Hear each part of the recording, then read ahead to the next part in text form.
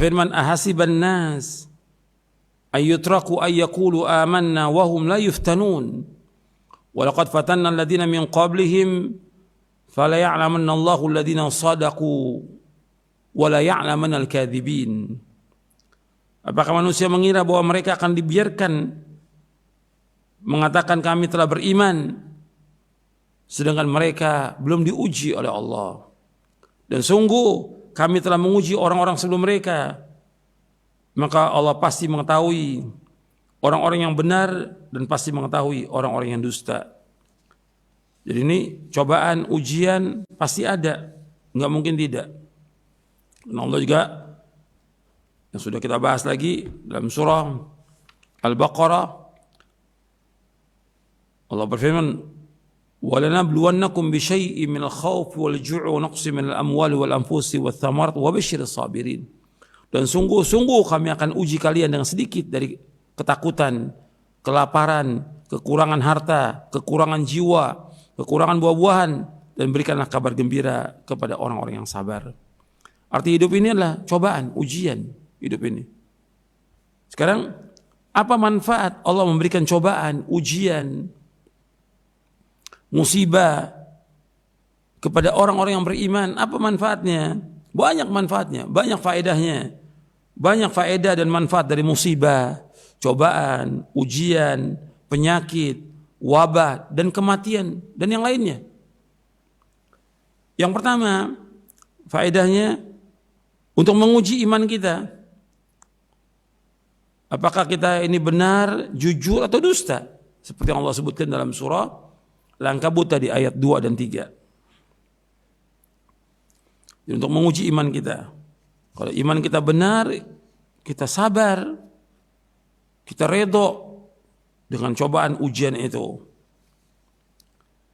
Yang kedua, di antara faedahnya untuk menguji iman kita. Apakah kita beriman dan meyakini bahwa semua yang terjadi sudah Allah takdirkan 50.000 tahun sebelum Allah menciptakan langit dan bumi. Ini berkaitan iman kepada takdir.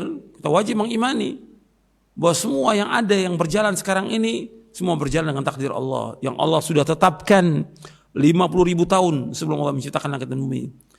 Kataballahu maqadir al-khalaiq qabla yakhluqas samawati wal ardi 50 alf sana.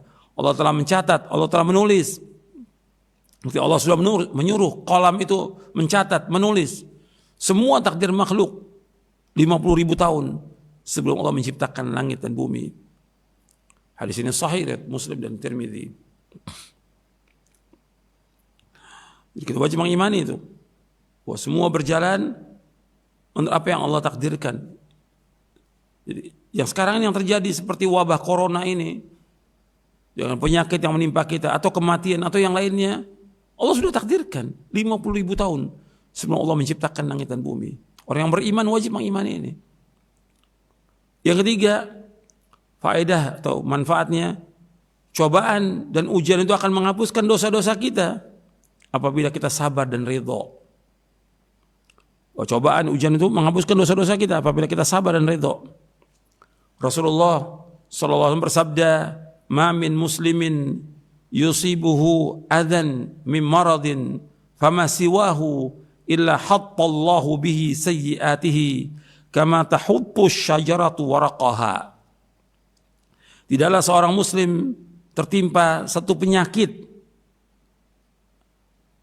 atau selainnya, melainkan Allah akan menggugurkan dosa-dosanya bersamanya seperti pohon yang menggugurkan daun-daunnya. Hadis ini sahih, diriwayatkan oleh Imam Bukhari dan Muslim dari sahabat Abdullah bin Mas'ud radhiyallahu an. Nabi juga bersabda SAW, "Ma yusibul muslima min nasabin wala wasabin wala hammin wala hazan wala adha wala ghammin hatta syaukati yushakuha illa kaffarallahu biha min khatayahu."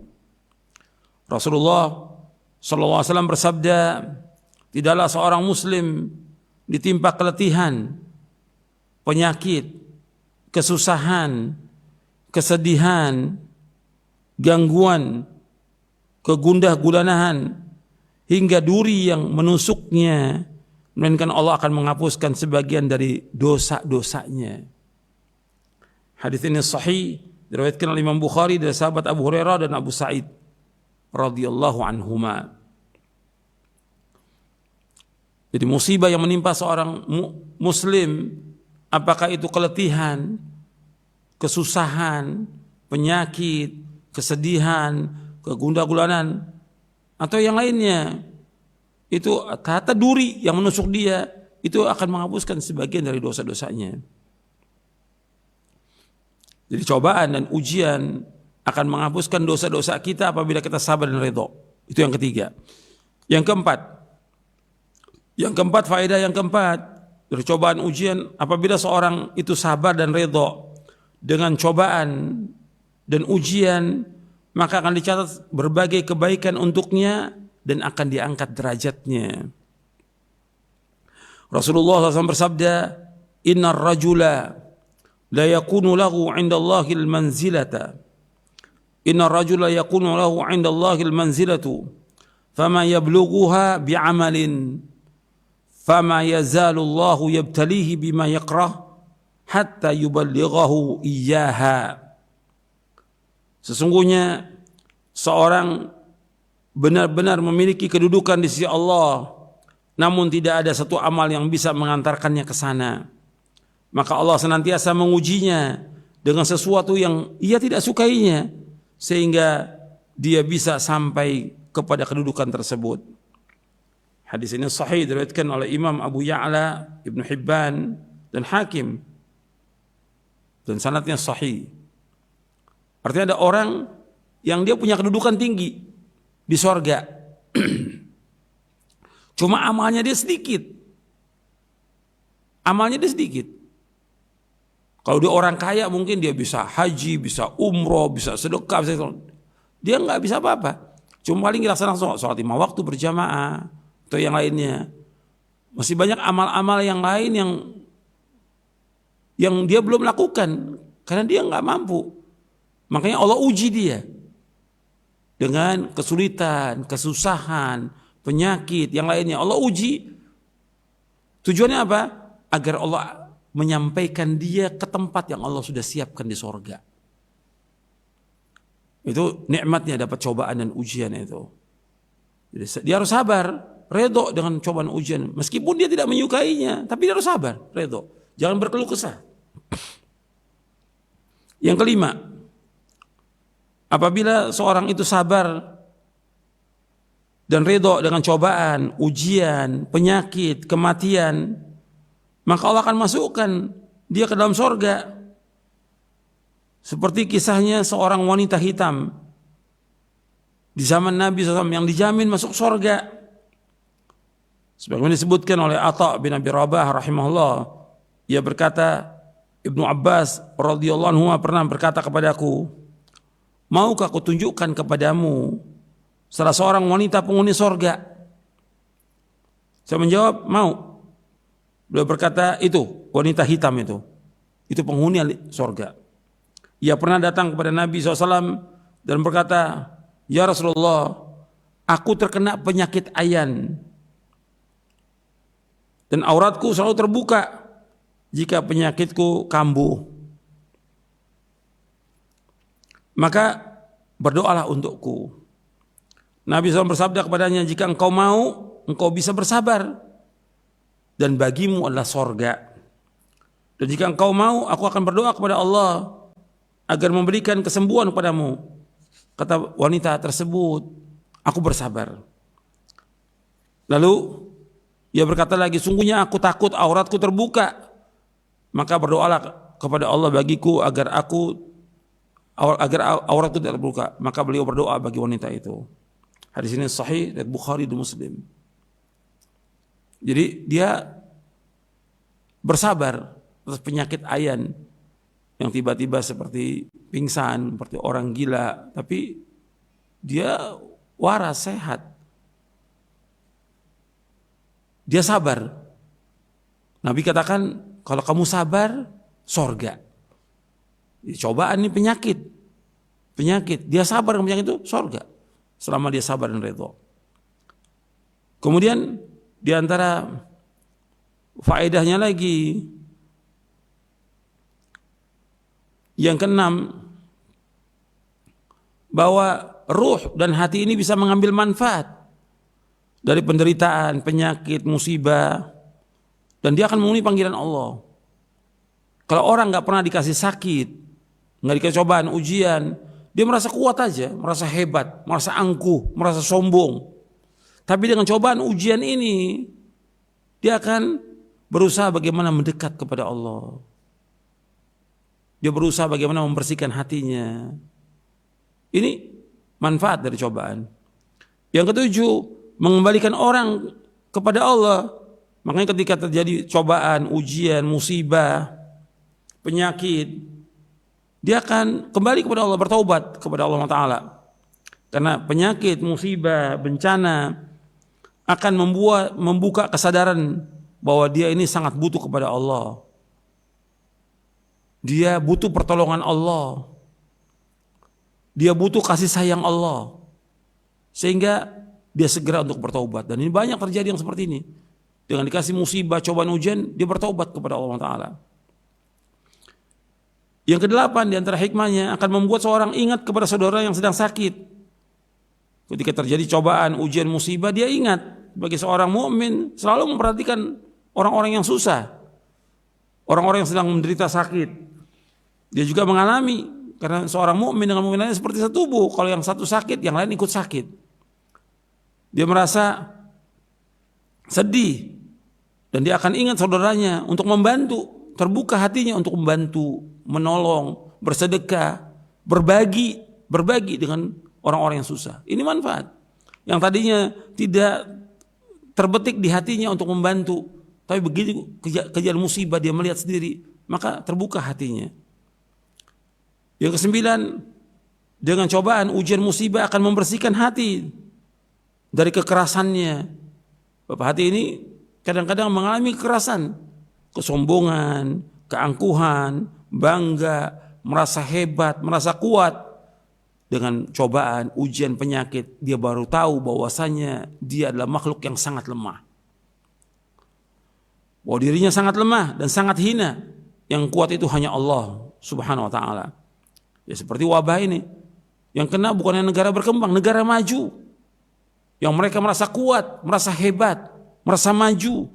Allah kasih, nggak bisa untuk mengatasi wabah corona ini. Ribuan, bahkan puluhan ribu yang mati. Untuk menguji kalau orang beriman, justru dengan cobaan ini akan membuat hatinya tambah takut kepada Allah, hilang kesombongan, keangkuhannya. Ikhwatal Islam, kita simak dikumandangkannya azan bagi daerah Jakarta dan sekitarnya. Allah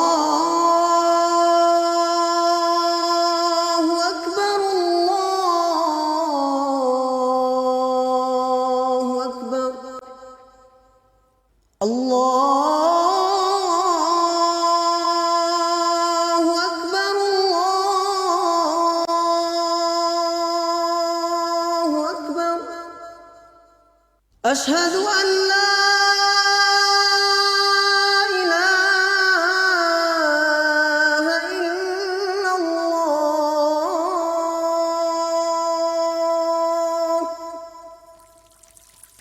أشهد أن لا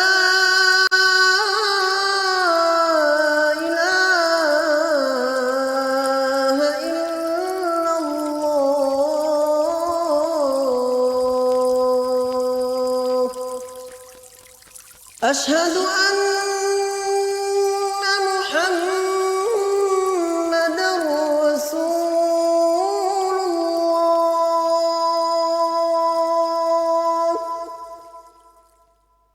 أشهد أن محمدًا رسول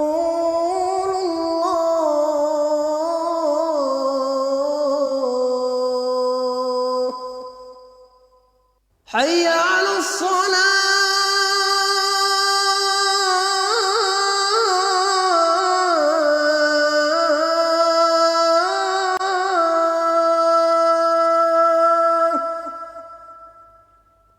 حي على الصلاة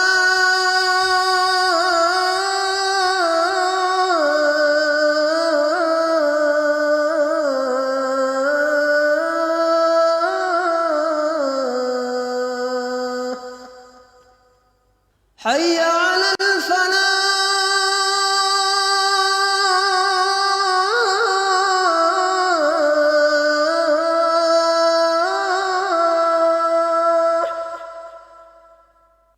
حي على الفلاح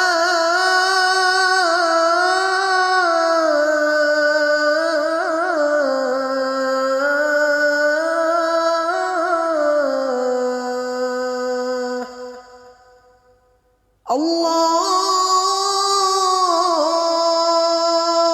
أكبر الله أكبر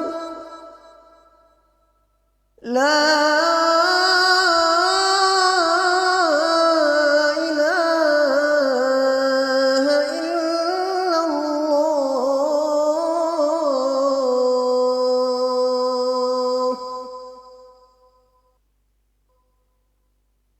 اللهم صل على محمد وعلى آل محمد كما صليت على آل إبراهيم إنك حميد مجيد. اللهم بارك على محمد وعلى آل محمد كما باركت على آل إبراهيم إنك حميد مجيد. اللهم رب هذه الدعوة التامة والصلاة القائمة آت محمدا الوسيلة والفضيلة وابعثه مقاما محمودا الذي وعدته. Bahwa dia lemah, makhluk yang lemah, dia harus kembali kepada Allah. Kemudian yang ke-10 di antara hikmahnya bahwa konsekuensi kesenangan adalah syukur. Sedangkan konsekuensi ketika mengalami kesulitan, kesusahan, musibah, penyakit, sabar. Tapi tetap melaksanakan perintah Allah, menjauhkan larangannya. Kita dapat ujian. Kita diciptakan Allah untuk ibadah. Ibadah ini harus kita tegakkan. Ketika senang, syukur, laksanakan ibadah. Ketika sulit, susah, ya sabar. Sabar, bukan berkeluh kesah, bukan. Sabar. Kemudian yang ke-11, cobaan, ujian, musibah, wabah, penyakit, kematian adalah takdir Allah. Yang Allah pilihkan yang terbaik buat kita. Allah Maha tahu. Allah Maha tahu. Kenapa kita dikasih cobaan, ujian seperti ini? Allah Maha tahu. Karena itulah manfaat buat diri kita, manfaat buat keluarga kita, manfaat buat masyarakat. Karena Allah Maha adil, Allah Maha bijaksana, Allah Maha alim, Allah Maha bijaksana, Maha mengetahui dan Maha bijaksana. Apa yang menimpa kita itu merupakan keadilan Allah, kebijaksanaan Allah, dan juga merupakan kasih sayang Allah dan rahmat.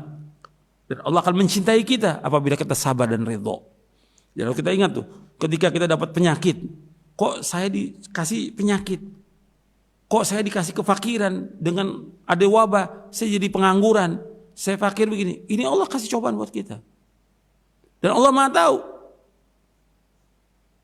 Tujuannya apa? Supaya kita kembali kepada Allah Ta'ala. Apa yang Allah takdirkan itu yang terbaik buat kita. Dan Allah Maha adil. Kita wajib husnudzon kepada Allah, berbaik sangka kepada Allah. Dan Allah yang memberikan cobaan, ujian kepada kita bukan makhluk, tapi Khalik. Yang Khalik ini Arhamur Rahimin, yang paling sayang kepada seluruh makhluk ini. Allah Maha sayang. Kemudian yang ke-12, bahwa dengan cobaan, ujian ini mesti ada yang sabar, ada yang redho, ada yang berkeluh kesah. Keluh kesah, murka, penyesalan, putus asa atas musibah tidak akan dapat merubah takdir Allah. Jadi kelihatan tuh, dengan cobaan ini kelihatan yang mana yang sabar, yang mana yang gak sabar. Nah yang tidak sabar, yang berkeluh kesah, ini gak akan bisa merubah takdir Allah. Sekarang umpamanya wabah, orang berkeluh kesah dengan wabah ini, nggak bisa rubah, tetap ada wabah. Ketika dia sakit, dia berkeluh kesah kepada manusia, cerita tentang penyakitnya, nggak akan bisa merubah penyakit itu. Yang bisa merubah hanya Allah Ta'ala. Fa idza maridtu fa huwa yashfin, wa idza maridtu fa yashfin. Apabila aku sakit, Allah yang menyembuhkan. Ketika dia fakir, dia cerita pada semua orang, saya susah. Kenapa cerita? Yang membuat dia itu fakir, susah, atau kondisi lapar sekarang ini, Allah yang berikan. Minta kepada Allah, Allah pasti akan kasih. Karena Allah yang berfirman, wa qala rabbukum ud'uni astajib lakum. Berdoalah kepada aku akan kabulkan doa kalian. Kenapa cerita pada manusia? Kenapa di SMS, WA kepada orang saya sedang susah? Gak boleh. Adukan semua persoalan kita kepada Allah. Di sini ujian ini. Allah akan lihat siapa yang sabar, siapa yang tidak, siapa yang berkeluh kesah. Kemudian yang ke-13, musibah, cobaan, ujian, wabah, penyakit tidak lama. Itu ingat itu. Cobaan, ujian, wabah, penyakit enggak lama. Wabah ini enggak lama. Enggak ada wabah itu sampai bertahun-tahun. Seperti zaman dulu ada tahun sebentar. Biasanya terjadi pada musim dingin, musim semi. Ketika mulai datang musim panas, hilang. Itu artinya yang sudah berulang-ulang terjadi, ratusan tahun seperti itu. Seperti yang disebutkan oleh Al-Hafidh Ibnu Hajar Al-Asqalani dalam kitabnya Badlul Ma'un fi Fadli Ta'un. Dia jelaskan. Enggak lama. Dan juga enggak tiap tahun adanya. Kadang-kadang 10 tahun, 20 tahun, 30 tahun baru ada lagi. Seperti ini wabah. Enggak lama. Kita jangan putus asa. Insya Allah sebentar lagi wabah ini akan hilang. Yang sakit juga akan sembuh. Setiap kesulitan pasti ada kemudahan. Setiap kesempitan pasti ada kelapangan. Dan Allah akan ganti dengan yang lebih baik dari berbagai macam kenikmatan dan kebaikan untuk kita semuanya. Sabar. Ini cobaan. Allah sedang coba kita, uji kita. Benar nggak iman kita? Kemudian sabar, ridho, merupakan akhlak dan perangai yang mulia bagi orang beriman. Ini akhlak yang mulia. Kita sedang dicoba ini. Benar nggak kita sabar sebagai hamba Allah? Cobaan, kesusahan, kesulitan, di PHK, kelaparan, kesedihan, sakit. Ini Allah sedang coba kita. Jangan keluhkan cobaan itu kepada manusia. Keluhkan kepada Allah Ta'ala. Karena Allah yang memberikan cobaan ini. Adukan semuanya. Dan ini akhlak seorang mukmin. Akhlaknya kalau dia sabar, ini akhlak yang mulia. Antum lihat para anbiya wa rusul tidak mengeluh. Nabi Ayub 18 tahun sakit, 18 tahun. Anaknya semua meninggal. Hartanya semuanya habis. Tapi sabar. Kesabarannya Ayub alaihi salatu wassalam Allah ganti dengan yang lebih baik. Itu harus kita ingat. Sabar ini akhlak yang mulia. Semua nabi, semua rasul itu sabar. Kita belum sebanding dengan cobaannya Nabi Muhammad SAW. 3 tahun diboikot. 3 tahun di Mekah diboikot. Bayangin. Gak bisa jual beli, gak bisa. Makan daun. Sabar. Ini kita baru beberapa hari, beberapa pekan aja sudah sebulan, 2 bulan sudah ngeluh pada manusia.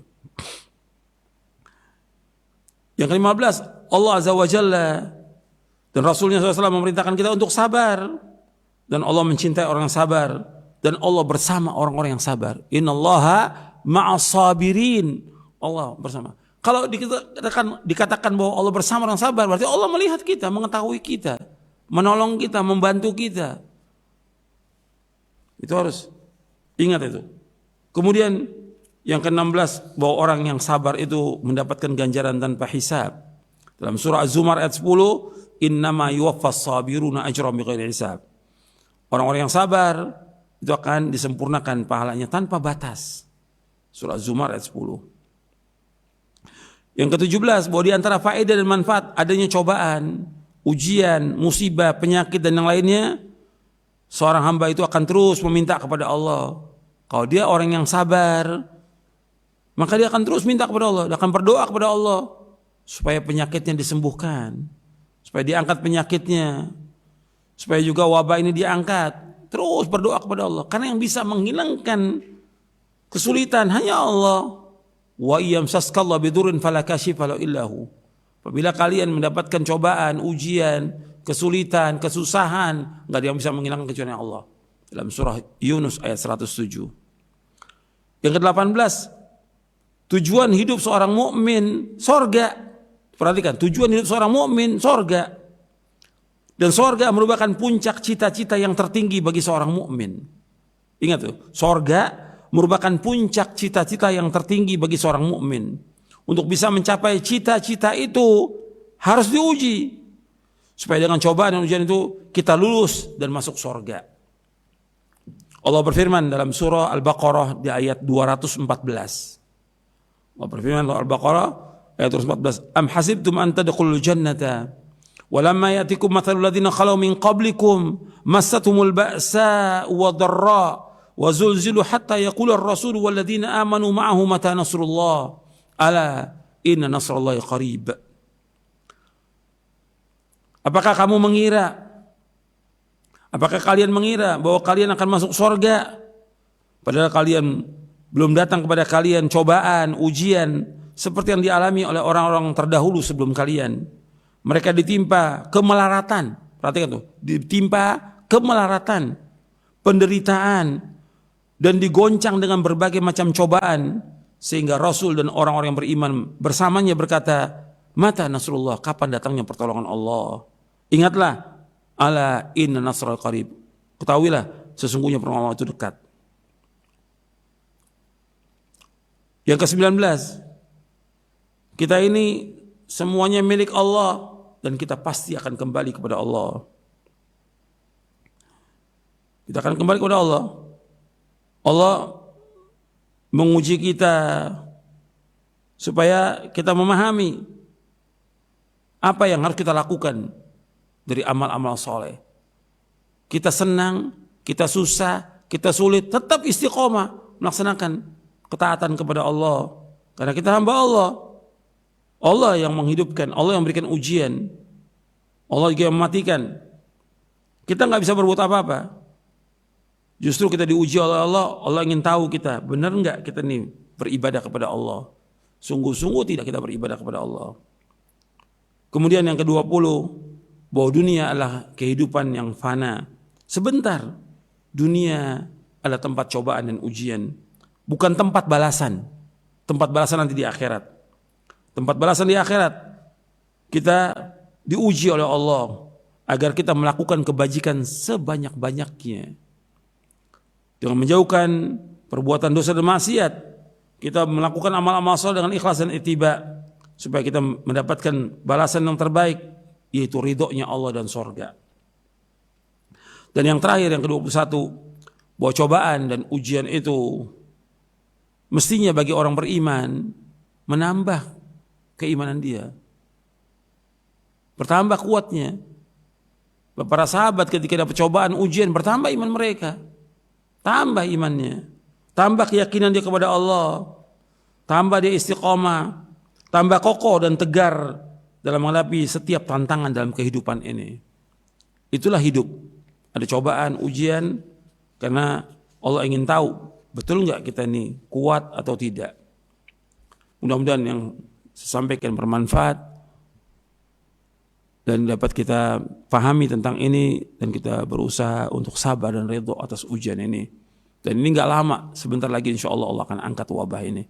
Wassalamualaikum Muhammadin sallallahu alaihi wa ala alihi wasallam wa akhiru da'wana alhamdulillahi rabbil alamin. Untayan Mutiara Nasihat. Untayan Mutiara Nasihat. شهر رمضان الذي أنزل فيه القرآن هدى للناس وبينات من الهدى رمضان مبارك. شهر